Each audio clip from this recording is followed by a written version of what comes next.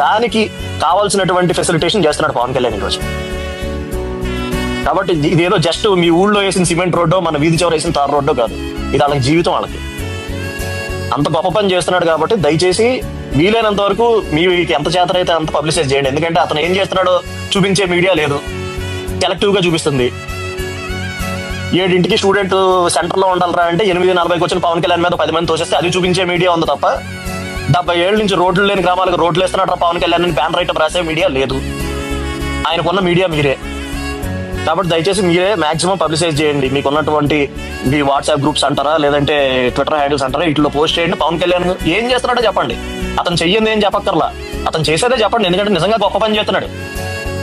5 సంవత్సరాల్లో ప్రభుత్వం 90 కోట్లు ఖర్చు పెట్టిందండి వాళ్ళ రోడ్ల మీద. ఈ రోజు పవన్ కళ్యాణ్ ఎంత శాంక్షన్ చేశాడు? ఇది చెప్పండి చాలు. మనం చెయ్యింది ఏం చెప్పుకోకర్లే, బాగా ఊదుకోకర్లే, ఫేక్